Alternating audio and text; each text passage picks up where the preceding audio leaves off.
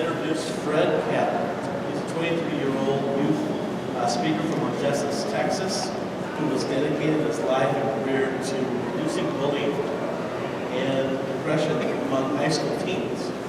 He is a graduate of Friends University, a soccer coach at East High School, and a self-proclaimed sweet tea connoisseur. I want to hear more about that. Please, I'll give a warm welcome to Fred Catlett.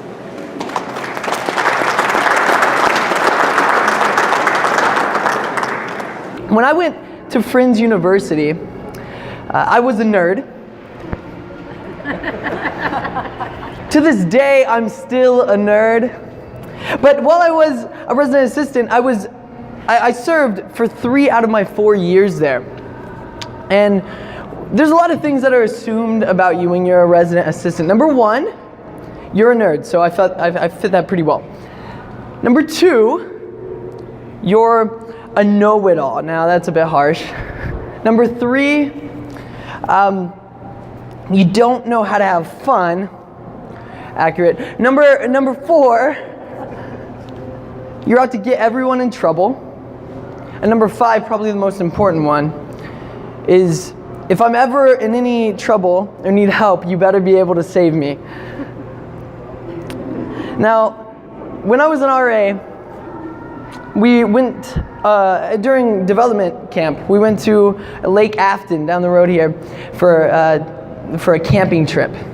And when we were there, we told stories, we did team building activities, and talked about topics about things we might, face during the next year.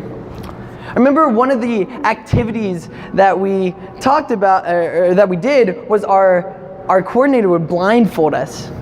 And they'd take us over to a string that was about waist high, it was elevated, and then they'd put our hands on the string, and they gave us one task. And the task was this: it was find your way out of the maze by only using the string.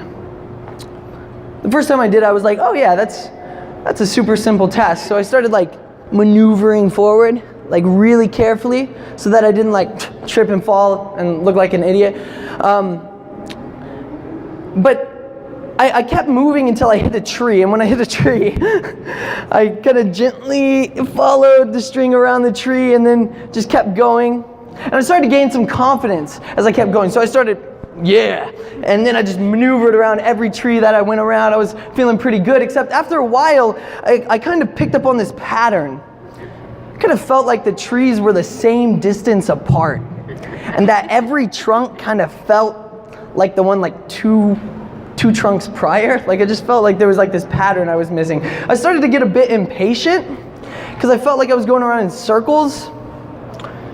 And I don't know, they didn't tell me that the maze looked like this. It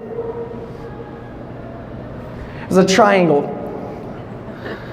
So after about the 12th lap, and me deciding, you know what, the idea that I don't want to embarrass myself by asking for help, I was dumb. I decided, you know what, I'm just gonna do it. So I yelled out, I was like, yo, could somebody please just help me? And then that's when I felt a hand on my shoulder and a voice in my ear that said, hey, take a step back and remove your blindfold. So I removed my blindfold and I saw the triangular maze that I had been going around at least a dozen times.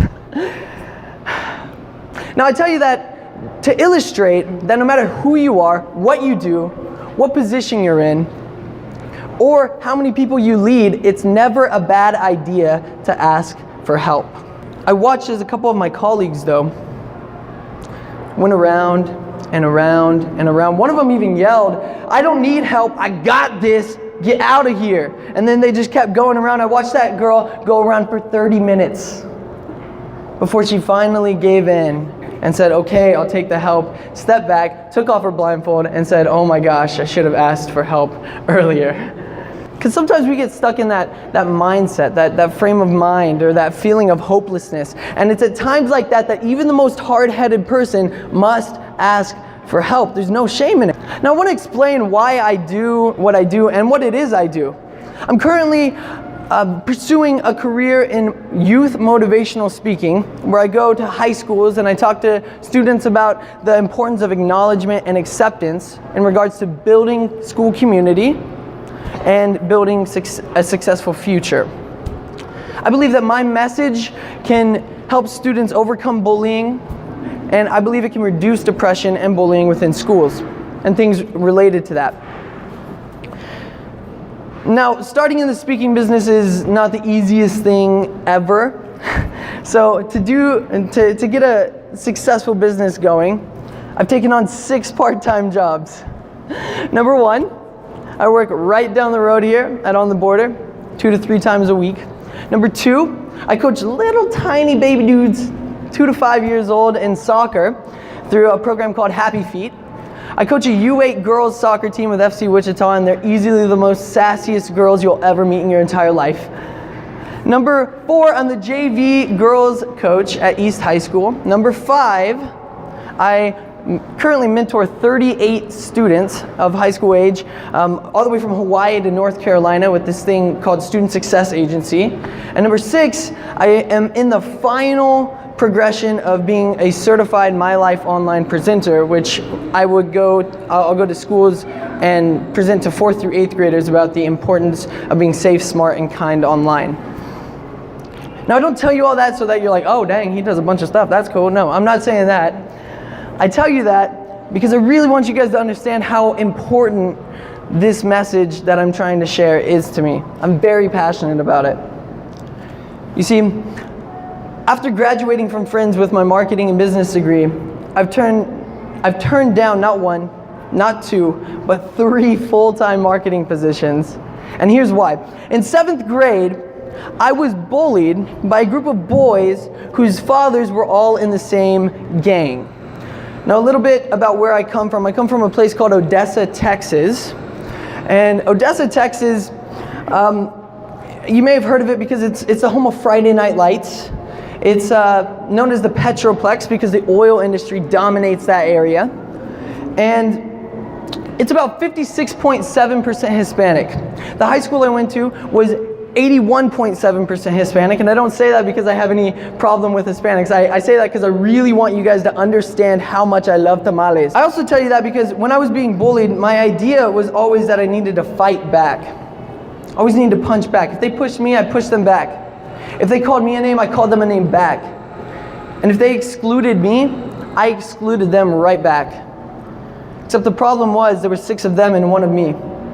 So that strategy didn't really work out well. After a few weeks of enduring what was super harsh words and super harsh actions, I finally asked the leader, I said, "Why are you doing what you're doing to me?" And he looked at me, I'll never forget it. He looked me straight in the face and he said, "It's because you're white."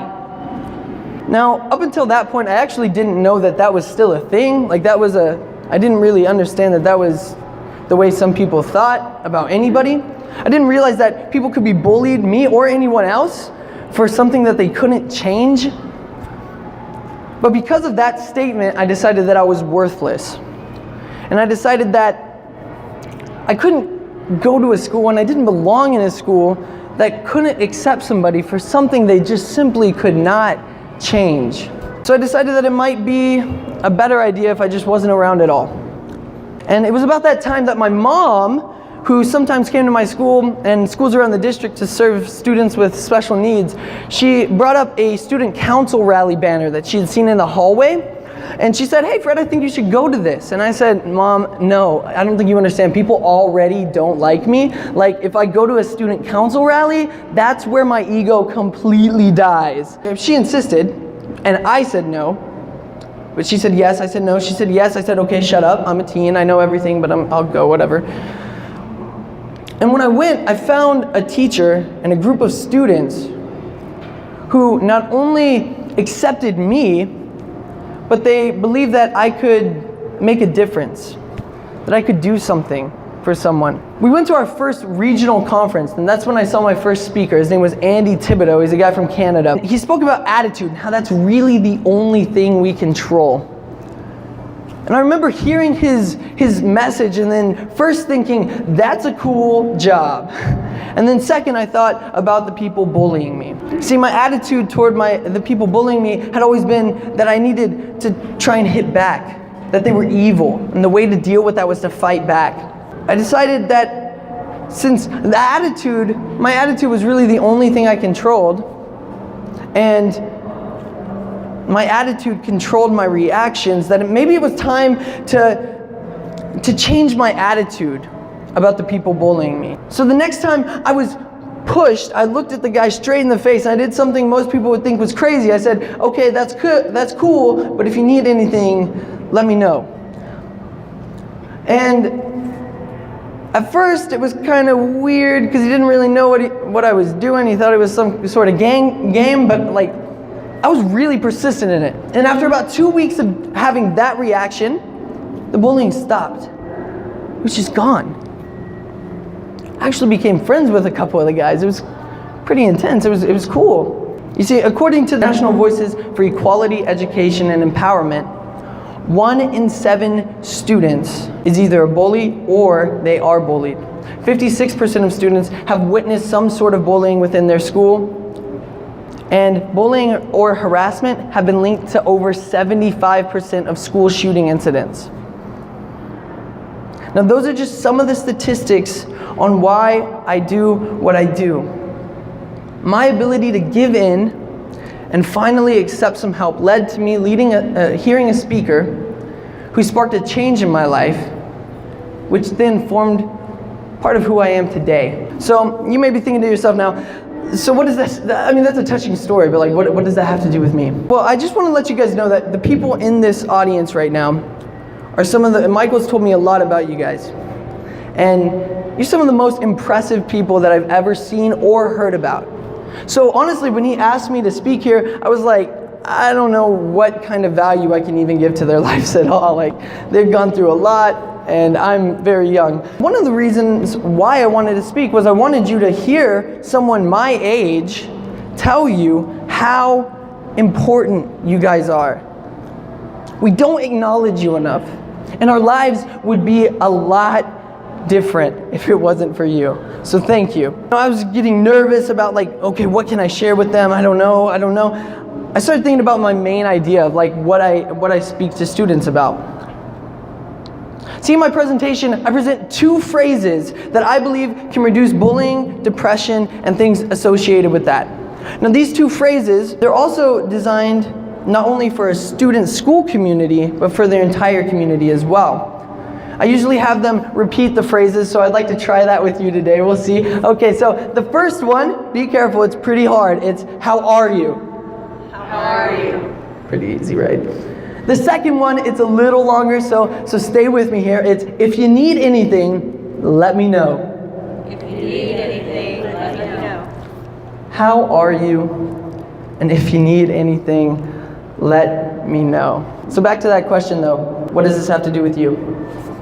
Well, the truth is, 15 to 18% of officers in the United States currently suffer from post-traumatic stress disorder.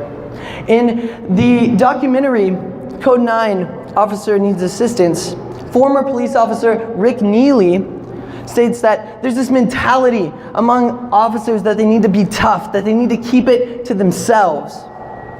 He also goes on to state that officers in the United States have a 69% greater chance of committing suicide than anybody else. The question remains, what does this have to do with you? Well, these 2 phrases, the first one, how are you? And then it acknowledges someone. It says, hey, I acknowledge you and you matter. The second one, if you need anything, let me know. It reaches out. And it says, hey, if you need anything, you could be going through anything, but you don't have to go through it alone. The first one acknowledges, and the second one supports. I was thinking about that and how it pertains to not only just high schoolers, but everybody as well. If we can start to use those 2 phrases, then I believe we can start to reduce depression and things around that nature in your department. If you have a teen, I'd love to speak at their school. Thank you guys so much for accepting me and listening to my message today. And if you need anything, let me know. Thanks.